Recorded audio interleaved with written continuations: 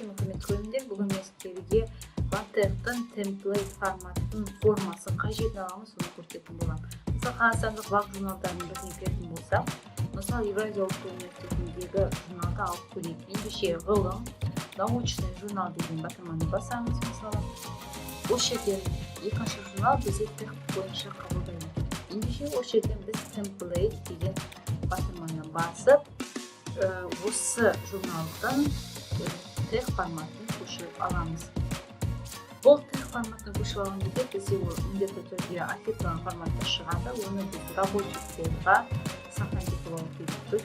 Яғни біздің жұмыс жасап жатқан документіміз міндетті түрде папкада болу керек. Мысалы, кез келген сурет болсын, оның форматы болсын түгелі рабочий столда PDF рабочий столда сохранить етіледі.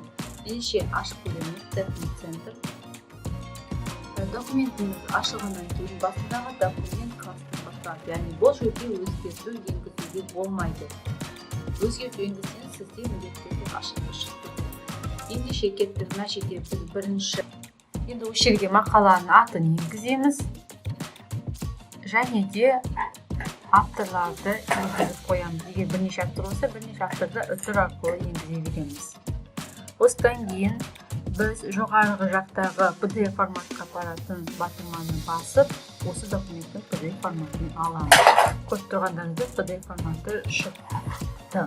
Енді келесі сабақта мен сіздерге осы документпен жұмыс жасайтын боламыз. Яғни осы жерге абстракт қалай енгіземіз, кілтті сөзді қалай енгіземіз, және де формуланы қалай жазамыз, соны көрсететін боламыз.